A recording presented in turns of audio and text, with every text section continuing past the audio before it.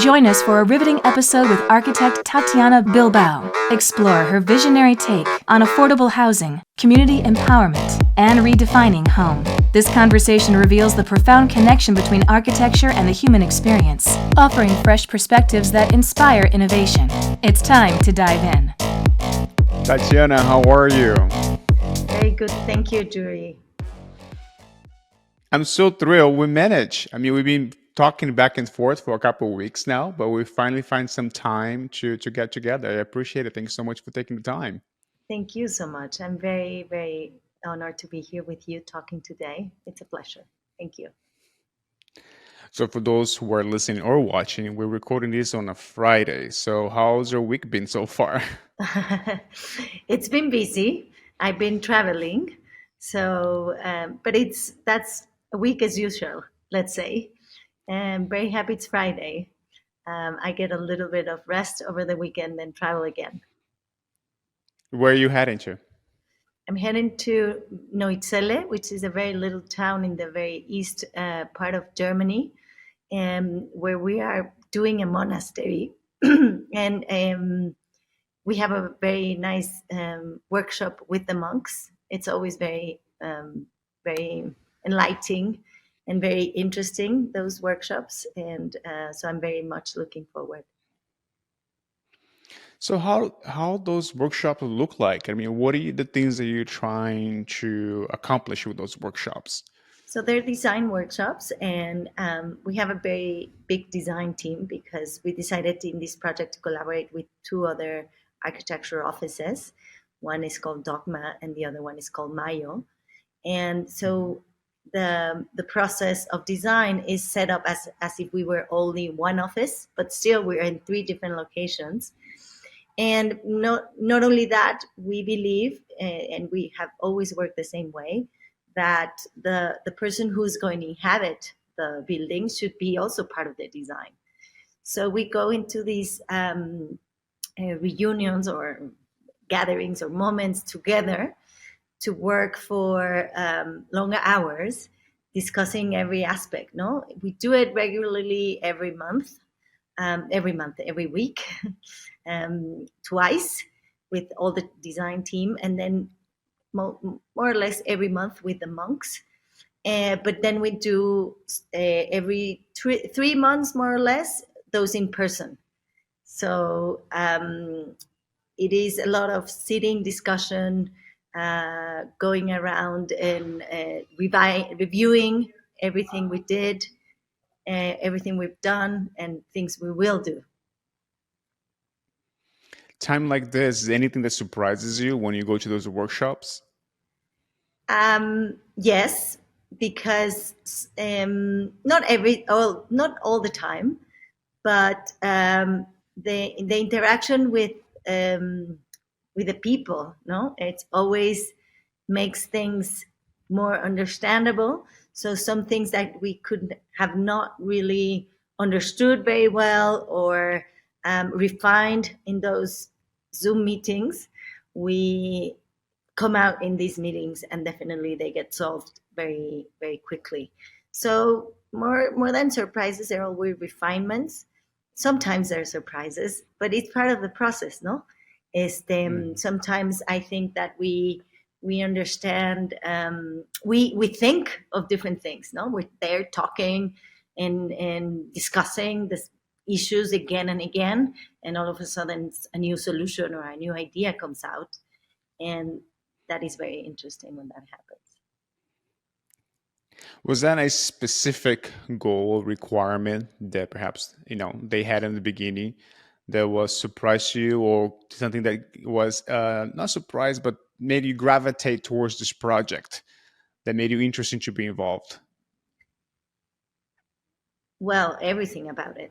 I think this project is a very interesting project because the way the monks live is completely different in the way we live, no? And I have always said that this is not only a long life project; it's a lifetime project, but it's also a life changing project because it's looking at architecture in a completely different way, on which I'm normally used to experience and to design architecture. Um, the monks live an incredibly spiritual life, and they understand that they need this physical space that becomes a platform for them to really be able to live this life that they live. But none of the decisions of this physical space are rational. They're very, very linked to their spirituality. So they're all symbolic. And we don't understand that really. I mean, we're trying very hard. We've been working for 7 years, so now we know a little bit more. Um, and therefore, in this case, it's crucial that they are involved also in this project, no? So because they truly understand how to create these decisions that are not rational, that we truly don't know very well. I mean, as I said, we're trying very hard. We're trying to change the way we think of architecture, but it's not always easy, no? You're talking about that. It kind of made me think that, the last 2 years, we all have to go through the pandemic and we all have to learn how to live and work and kind of be in one confined environment, our house, and being able to continue with their lives. Is almost a way that how the monks has done all their journey. They, as you mentioned, they live, they practice, they eat. That's the environment. They've been living that confinement. I mean, not quite what we went through, but the same idea for millennium. I mean, definitely. I think that for me, the monastery is the ultimate domestic space, and that is how I've been really learning about a lot of our basic needs as human, and a lot how space could really hold those things. No, so I the monks have understood that if they don't create this space that holds their lives in with the most basic necessities, but not only that, holds them truly in a way that it makes it sustainable for them, which means not only functioning, but doing them and ritualistically having them, they cannot live this life, and they cannot live the way they need. No, so this building really responds to that, this typology, and it's very interesting how it's orchestrated, how it's really thought, no, in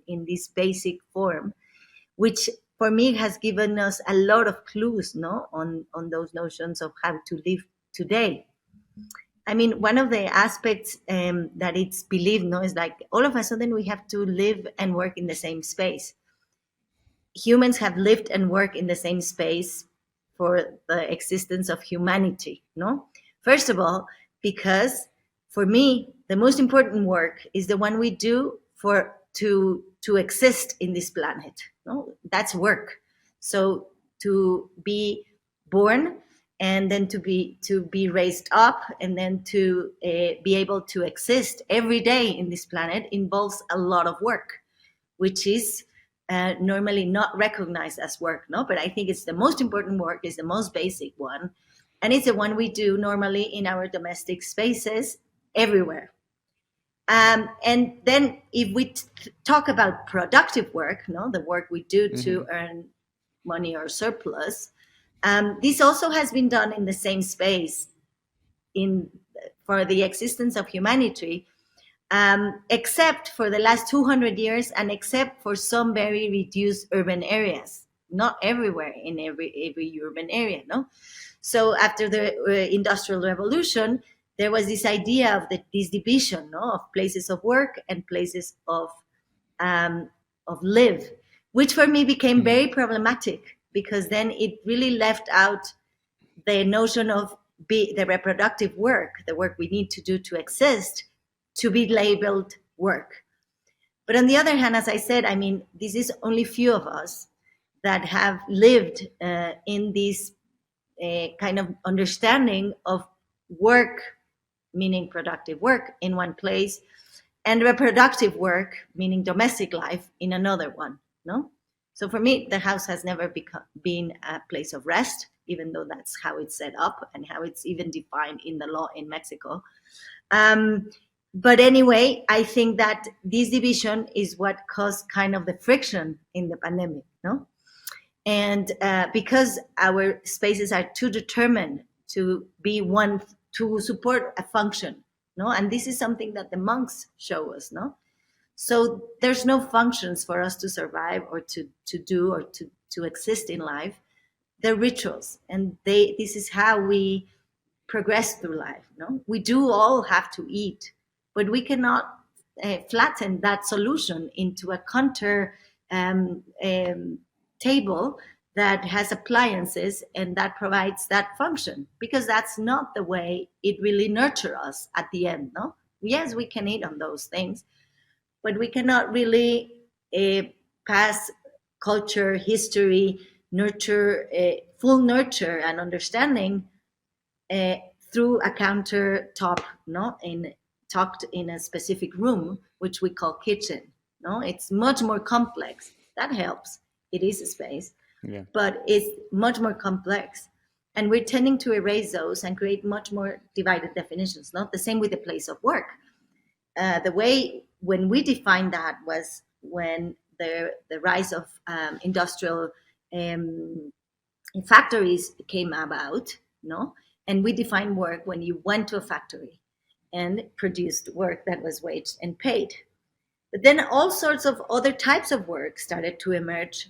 And right now it has completely transformed. No? Right now the factory has become much more mechanized and robotized than anything. So that's not the place of work of the majority of the people. No, has transformed even kind of the way we do all the things. No, then there was a moment where we kind of transformed the factory for the office, and now even though that definition, even before the pandemic, has been kind of reimagined. No, so also it's the same as what I'm talking about food and cooking and eating. No, there's not a possibility of thinking of one single space that is very specifically designed that will allow us to do our lives. Our lives change ever and are evolving in different ways always. So what I think is that what the most important thing that the monks teach us is exactly that, that the building cannot be linked to the function, should be linked to our bodies and our possibilities, physical possibilities, to create then possibilities of life to happen. I love what you said about the living is work, not only going to, technically the definition of it, because there comes to the saying, it's a working in progress, being a human being, right? It's about evolving, changing, make mistakes, figuring things out, rearranging. So I think that definition kind of resonated with me quite a bit, for sure. Yes, I mean, I think that we have to understand much more, no, and create a much more lifestyle notion on the understanding that our existence is the foremost important thing in this planet, no, and that is where we have to put our full attention in order to support humans to exist first, and then the rest, but right now, I think we have uh, too much rely on the notion of production, no? And then we need to work. That now we depend on that to exist. No, we depend on work to have money for food, for health, for education, for everything, because we have not put the fact that we need to have food and education and health and clothes and not to foremost and the most important thing, and be cared for, because we need to be cared for. Yeah. There's only a very small period of time in our lives where we are the ones who need to care for others, or on the other hand, if we don't do that, we care for our own selves, and that's fine, we can survive, but not in full, no? Because I mean, if you're put in the middle of the desert by yourself, it will be very, very hard. You can grow your own food, you can cover all your necessities. So we need the other to exist, no? So what are those understandings in full in our present contemporary society that would allow us to move forward. Yeah, I think the aspect of labeling, as you mentioned, to me, creating definition of space is an interesting thing too. That made me think because I have two small kids, and sometimes it's a very common thing when you ask, "What do you want to be when you grow up?" They never tell us. They always define themselves as a profession, Yeah, right? Oh, I want to be an architect. I want to be a doctor. I want to be, I don't know, these days like a YouTuber. I don't know. exactly. But we never define ourselves like I want to be a kind human being. I want to be a productive member of society. So it's an interesting how much effort and emphasis we're putting in defining ourselves for what we do, but we're not thinking ourselves as a human being, work on being a better at it. So I don't know. I just got into this little Totally. thought process. Totally. I never thought of it this way, and you're completely right. No, we never thought of being these humans that are care. You said kind. I would say care, no, as well. Care human beings, Hmm. where we understand really that we need the other to exist, and therefore we need to also provide that to be able to exist as a collective, no, in this planet. And I think it's very beautiful what you're saying. No, it's instead of being thinking to be growing up as a professional being, is growing Hmm. up as being, no, as a being, as a very productive to society, collect to the collectivity, to the environment being. Nah, there's a big rabbit hole we can go down that path and not come back anytime soon. Exactly, totally. But let's go back to you now. So Germany coming up soon, and then what else have you been working on? I mean, I know you're very busy. You have a big firm and a lot going on. So anything else you're excited about? Yes, and we have very exciting projects coming up. So I think the monastery is, as I said, a lifetime project and a life-changing project. So that's very, very important. It weighs a lot in our office. But obviously, and as I said, it's informing other projects. And we are really going forward into kind of understanding how we could impact other ideas of living with those notions that I just described. And so we have a very interesting project in Los Angeles for housing, and I call it Housing 2.0.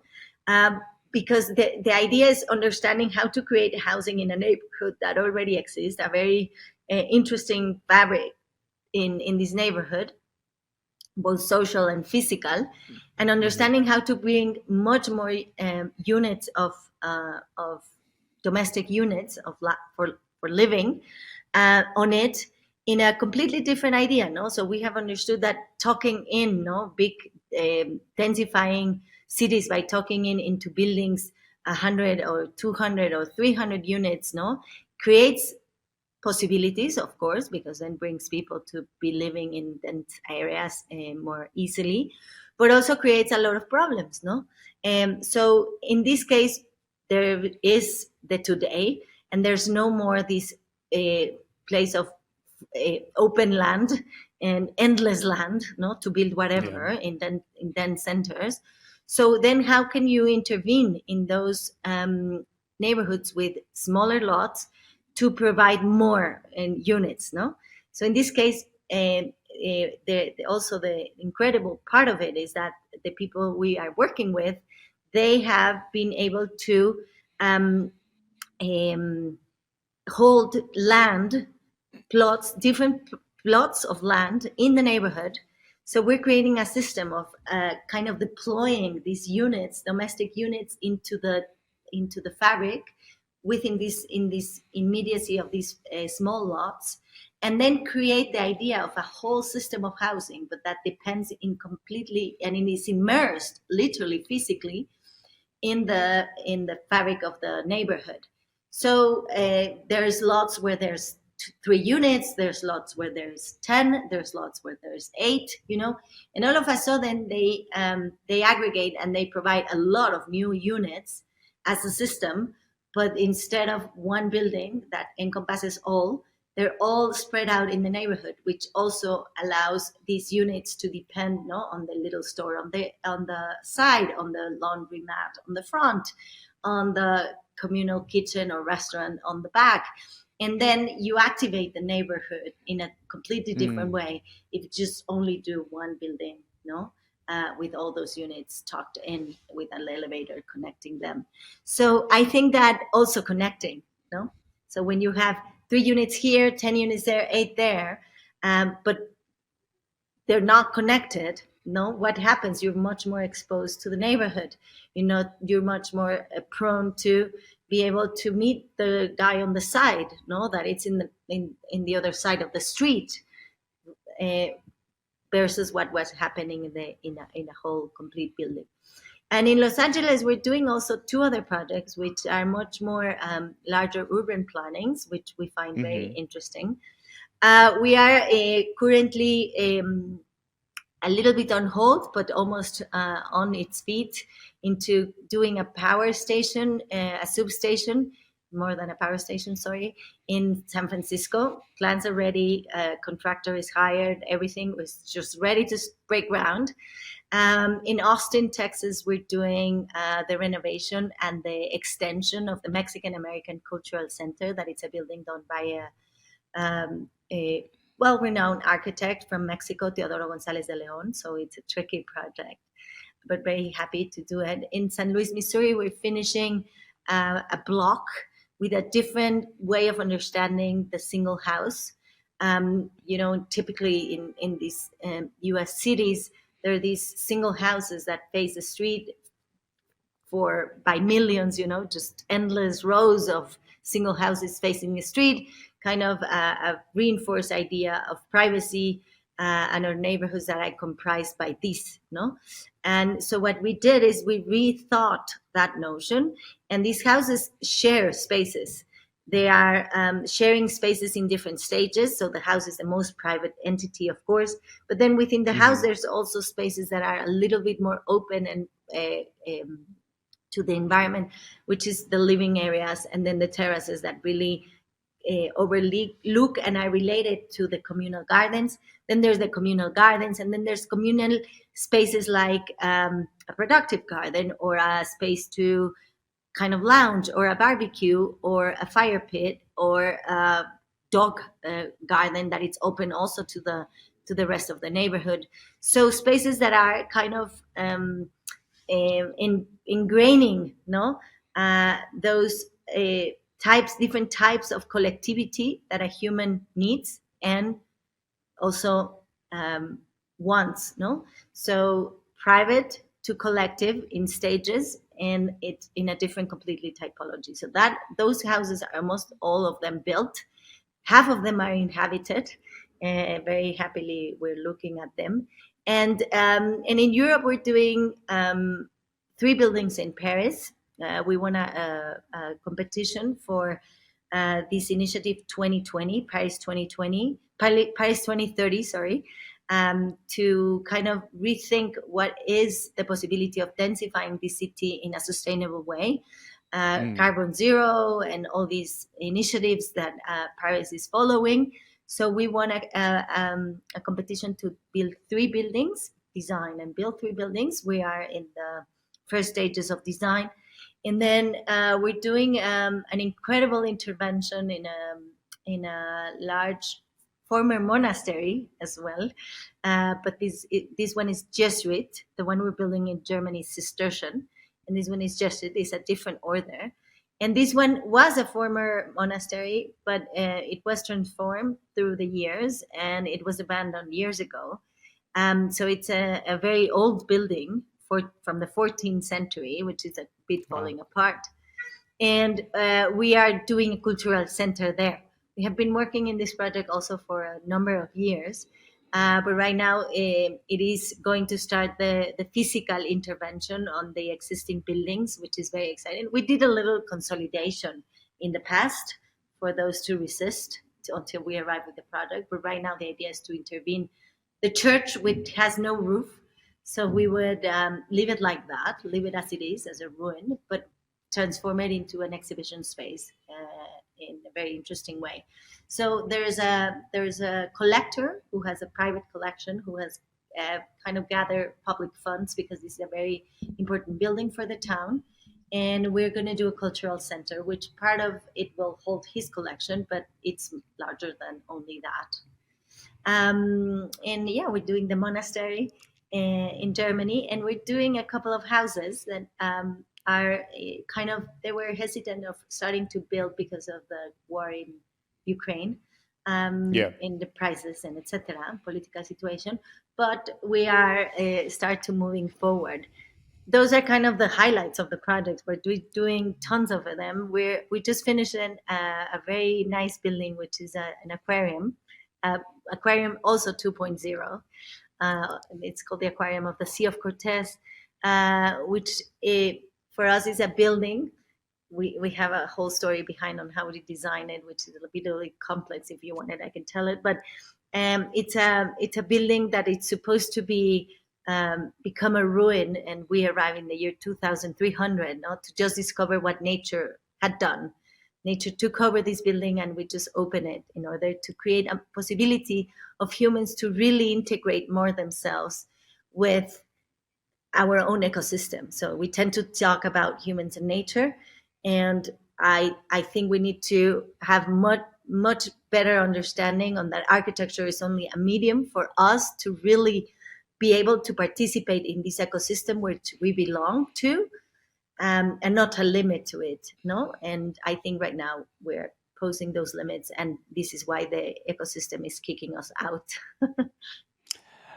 I like what you said. Architecture is just a medium which we use to participate in our ecosystem. I like that a lot. I'm going to use that a lot. I'm going to credit you though. I like that. I think it's great. Not, don't credit me. I think this is what it should be. Really, I think, Yeah. as I said, no, we need architecture to exist in this planet. That's one of the needs. That's one of the basic needs of humans. No, we need a shelter. We proved caves were not enough. They're not enough. And they're not enough for many reasons. First of all, they're not enough physically, so we cannot all live there. Second of all, we're more complex than that. No, we need a little bit more than just a roof. We are more complex beings to inhabit this planet. That said, that doesn't mean that we need to kind of create those as being limits for us to be in this planet. And right now we are. And I give a very little example on that, no? By creating artificial environments, interior artificial environments, we're disadapting humans from their own ecosystem, meaning that there's people in this planet that live on 22 degrees centigrade or 72 degrees Fahrenheit their whole life. They're born in a hospital which is controlled to that degree. They're then taken into the car to their house with the car is like that temperature, the house is that temperature, the office is that temperature, the supermarket is that temperature, etc., etc. And when they are exposed to the real temperature, which sometimes is very far from that in terms of degrees, then they're sick, you know? And this is the example of how humans are being disadapted to their own ecosystem. Our own ecosystem has a specific temperature.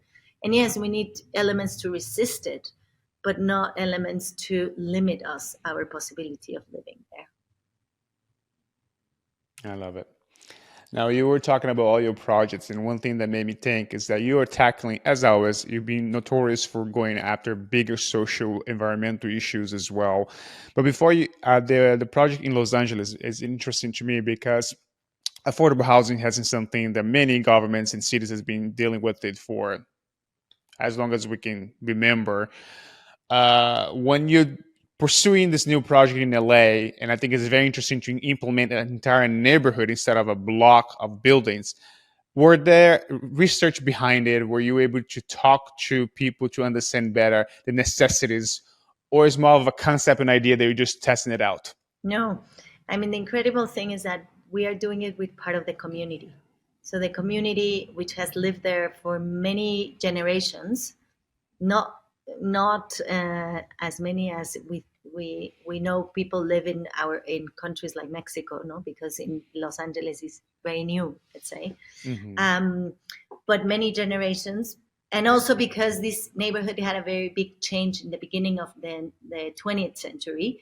It was basically a Jewish neighborhood that could transform into becoming the neighborhood that, because it was abandoned by the Jewish community, and then it was kind of taken over by the migrants, and mostly coming from Latin America migrants. No, so right now is a very Latin neighborhood that has this identity for almost 100 years. So those are the generations that have passed there. So we have been talking to the community, and that's how we started. And one of the most interesting things is that the person behind the final most important person behind this initiative wants to provide housing security. And one of the issues here is that, and also Los Angeles and also the whole world, no, is that people with no means cannot remain a lot on these properties, no, because they're renting and the rent goes higher and higher all the time, because their life situation changed and they have to move, because the house doesn't present a lot of flexibilities, you know. So there are many issues why the people really in this neighborhood, the ones who cannot afford it, move very quickly. And he wants to provide security. So one of the things is that this is going to be rent controlled, and controlled in many, many ways. But also not only that, the possibilities of long-time, lifetime contracts with the people, no? So you really can have the security of remaining in the same place. And not in terms of architecture, what we're doing is creating flexible structures. We're making it easy to add a room or subtract a room from these units, no? Because also, I think there are two problems with housing in the world. And of course, those problems, solving those problems create other type of problems, very big, no? And this solution that we have now in place created a possibility for other things, no? But one of the issues is that housing is thought as a physical entity that is defined by these things, no, by these elements. And someone decided that they have to be decided as normally, and in the majority of the countries, even in the law, described as a house that has to have a kitchen, a bathroom, 2 rooms, and a living room, at least, no? Okay. But that type of space only allows certain people to exist that live in certain way. They don't function for everybody, no? So meaning, I will put an example of a Mayan community. No, the Mayans exist in our country, what we call now our country is their land actually, for centuries, no, 10,000 years.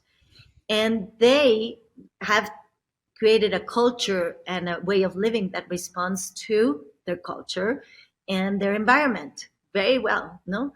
And they live in little communities, and they have different huts, structures that serve for different functions depending on the hour of the day, but also the day of the year. And they found that when the Spanish arrived to Mexico, they found that the hammocks would respond very well to their way of living, because they sleep in different areas depending of the day of the year, the heat, the weather, the temperature, the rain, but also the social configuration and how you grow, no?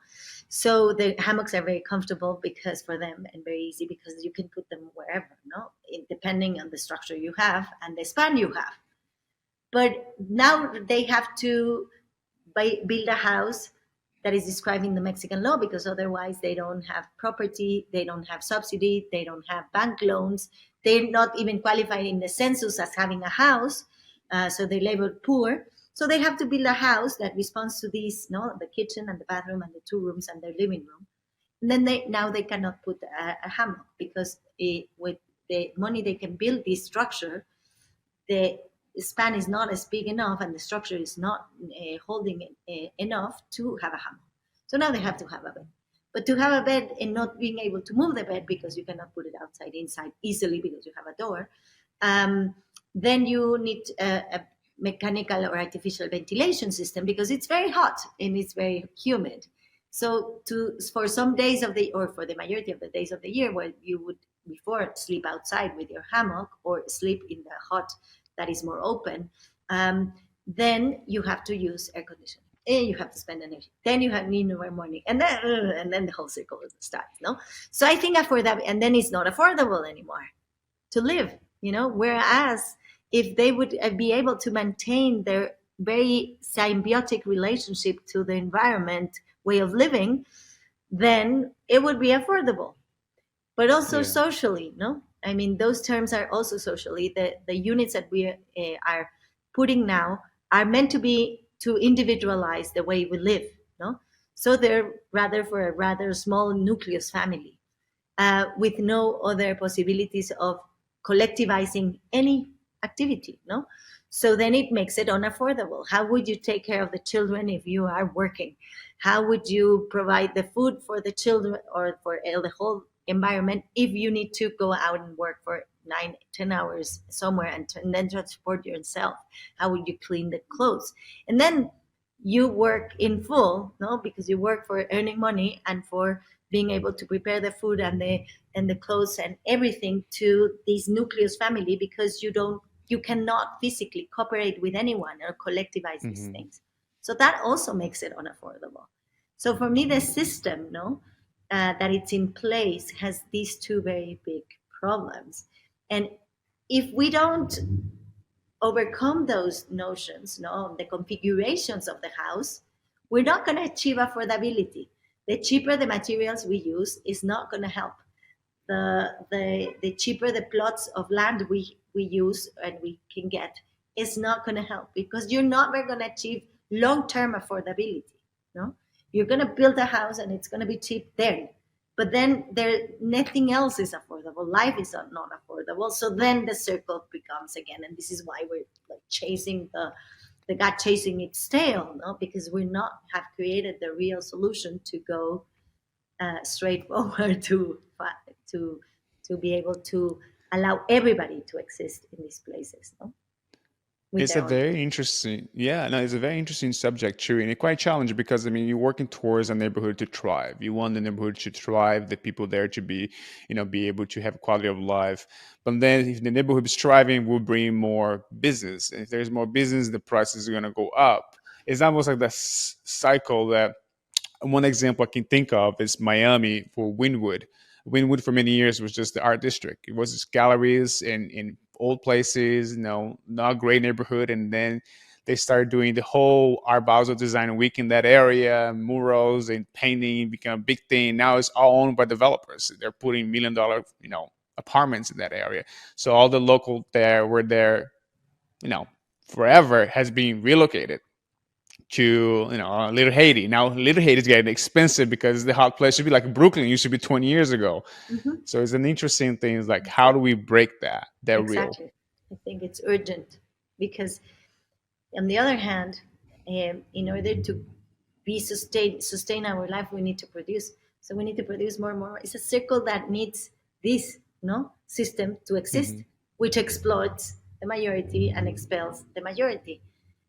The system needs to change. We need to be able to be sustained by our own selves, cared by our own selves, and then the rest of productivity is a surplus. And I think everything will change. Hmm. I'm curious about your project in Austin because I live in Austin now, so I know Mm, with the great, building you're talking about, and great. you mentioned that it's a little challenging because you're really coming in after being a very well-known Mexican architect that created that building. What are some of the challenges that you see, like that you're trying to overcome? I mean, the biggest challenge is the budget. Yeah. So the building has an amazing location, but it's completely there, no? With the riverfront, beautiful riverfront view. Um, and first of all, I think it's not designed to be really be relevant and be related to this very unique location, very good one. So we're working on that with the design. But the second and foremost important challenge is that we won this competition in 2019, right Okay. before the pandemic, and we started working through the pandemic. So when we finished the whole design, which was very challenging because we wanted to involve the community, and we did all the community outreach meetings, etc., because the community needed to be involved and wanted to be involved. When we all did it through Zoom, because it was really the very moment of lockdown, no?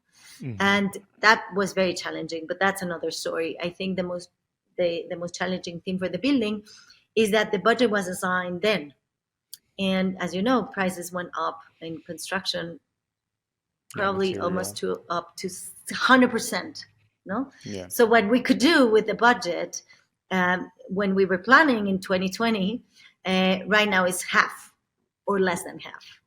But we still have the same problems and the same necessities, no, and it's been very challenging how to achieve the most of the possibilities with the same amount of money we had since 2020. So, but in full, I think it was very challenging at one point, but right now, where we are at, I think we found a good solution of creating the expansion that the community needed for the programs that they need to perform, with the architectural moves that expose a little bit more the building towards the landscape and the environment, and connect it much better into their position to the surrounding, and with a good solution. I mean, we were going to do a lot more, but I think we found a path, and now it's going to start construction, and that's very exciting. That's awesome. That's great to know. For part of the community for sure. Um, you have this energy about you. You can say you're a very driven person. You understand where you're coming from. I mean, there's a clarity of your thoughts and what you're saying. I'm curious about, is that a personality trait? Were you like this as a little girl, or is Yeah. something with time in life you No, kind of it's just kind of both. It's both, of course. But I was always very like that. My mother always tells me that I always decided my own way. I was coming when she was pregnant. I was going to be born. I had my back in the hole, so I needed to be a cesarean. So she always says, "It's always your own way. It has always been the way you decide to be." And that is how it is. And I think I've learned a lot into focusing that energy and that kind of idea into better uh, um, paths, let's say. But yeah, I think it's both a personality and something you shape on time. You embrace it, or you throw it off. No, I embrace it. how was like growing up in Mexico City, like in the 70s and early 80s? That's an incredible question, because I think it has completely shaped my life, of course, to as like everybody else. No, Hmm. Mexico City. I grew up also in a very central area. I lived in the same place for until I got married. So that was like 26 years. And I was born and raised there. It's a very central neighborhood, very concrete life I had, but also a very kind of urban dense neighborhood life, you know.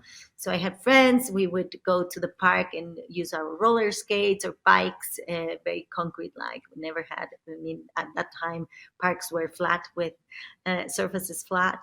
There were some trees, but we didn't climb trees. We were more urban concrete guys, but also kind of being a gang and going into the stores and the things by ourselves, with the neighbors, with uh, sometimes with parents and other adults, and really exploring the city. No, I mean the city more the neighborhood, the city with my parents, the neighborhood more with friends and neighbors. And I think that also one of the big things that shaped me, because I was growing up when this very big earthquake happened, which was 1985. Hmm. And where I live impacted a lot. No, it impacted a lot in the city. Everybody that lived that time really was shaped by that experience, because it was a very big earthquake, and not only one. There were two. One in the 19th of September at 7 a.m. 7:20 a.m., and the other one on the 20th of September at 7 p.m., more or less. No, and those two destroyed the center of the city in full. I mean, I'm not short in saying that. I'm not big in saying that. No, I could even be short. Many, many, many, many, many, many, many, many buildings went down. A lot of people died, and it changed completely the face of the city, for sure. Because afterward, what happened was that the city moved in many, many ways. No, and so that was a very kind of obviously impactful experience. Also because I am an architect, no, so that obviously shapes the way you perceive the built environment. There's also another thing which is more subtle, but it's also strong impact, which is the fact that, I mean, and it goes together, the fact that where I grew up and where we live and where we have our office now, what used to be a lake many centuries ago. No, that has been dried up for centuries now, but the ground is still muddy, and the water goes where it used to be. So there's water underneath us, and there's mud, and so the ground is shaky, and so the earthquakes impact much more and very differently, on this type of mud, because we're also in the big failure of the San Andres Fault, which also goes from California to all the way to the south of America. And I think that, but the thing that we are in this muddy ground, also the city sinks. The city is very heavy, so because of all the constructions and things we have on top. And so the mud compresses, and the more we extract the water and the less the water goes back, the more it compresses. So the city sinks. And I lived very nearby El Ángel of la Independencia, which is a column that was built, really piloted to the very hardest part of the soil that we have below the city. So passing the muddy ground towards the hard soil. So that column stays where it is, but the rest of the city sinks. So they have to add steps. So every now and then in my lifetime, I have seen almost 40 steps being added. Wow. So you see it. You see the city sinking, and that's the most obvious part in our neighborhood. But in the center, for example, or in other neighborhoods, the buildings are cooked. So you see the buildings that, because they sink in different ways, in different dimensions. So the cathedral, for example, is cooked. And there are a lot of buildings that are like that. And so you live this way, so that shapes a lot on what you are. You live in muddy ground and a shaky ground, and that also is reflected in the economy, in the social structure. So we live in this ever-changing, movable ground where you have to really be very creative to respond to it, and in very varied ways in your everyday life. So that shapes us in full. So that's part of my, also my DNA and my way of being. I was going to say, it's kind of self-fulfilled prophecy there. There's no way you could not be anything else but an architect. Maybe, but not everybody here is an architect, so don't worry. I understand. Yeah, of course. If you weren't to be an architect, what would you think you pursue your career? An architect. Yeah, I was gonna say, it's gonna tell. There's no other option. No, I've always think that I'm. It's really funny you said it, but I've never thought of me being an architect as a profession. I always thought of me being an architect as a person. So I'm a person that thinks, on how to protect ourselves, how to inhabit this way, how to relate to each other, in spatially thinking, physically speaking. And I have always said it. I don't work as an architect. I am an architect, and truly I am, And the words in English, normally you say I'm an architect, but in Mexico it distinguishes, that I soy arquitecta. It really understands as a profession, but I am intrinsically a person, architect. That's lovely. Tatiana, before I let you go, 3 questions I ask everybody. before we end this amazing conversation today. Okay, but I want recommendations from you. So we want a book to read, a movie to watch, or could be a TV show. And who do you think we should invite to be a guest here on the podcast? Oh, that's interesting. Um, well, who you should invite? A child. A child. Children have interesting ideas on everything. Yeah, You should invite someone that a child, anyone, maybe I one like of your that. kids. I love to speak to children, so I think that would be for me a great idea. A book that I just finished. I'm normally on the books that I finish, and I really loved is All About Love by Bell Hooks. That is the book that is laying down on my bookshelf because I just finished it. I would recommend that. And a movie, I would say, the three came to my mind when you said a movie. And those are not the ones that I saw recently, but I think one is Los Olvidados by Luis Buñuel. The other one is Amores Perros, which is very, very strong and very tough by González Iñárritu. And the third one is Roma. And why I think of those, because probably we were speaking about me growing up in Mexico and being in Mexico. And those three describe a lot the city. So I really like them. I was thinking of them. I watched Roma. In Roma, the city is a character itself, Yeah, right? It's not only about the family, the dynamic, but the city is a character absolutely. of the movie. It's very well Tatiana, depicted in a very thank you. specific environment. Yeah. Yeah, thank you so much for taking the time. I mean, it's been amazing to have the chance to talk to you a little bit more, and I feel like I'm walking away with a lot of selfish reason, but a lot of great information for myself. So this has been very insightful and very inspiring to me. So I want to thank you so much for that. I'm sure people who are listening and watching will also walk away with great insights and feel motivated to go pursue their own goals and objectives. Thank you, Yuri. It's been a pleasure to talk to you. I think it was a great conversation. Thank you very much. Have a wonderful day. Thank you. Experience the world of art, design, and culture through Minded Podcast. Engage with groundbreaking artists, visionary designers, and cultural influencers and delve into their creative processes. Minded Podcast, powered by the CDA. New episodes every Tuesday.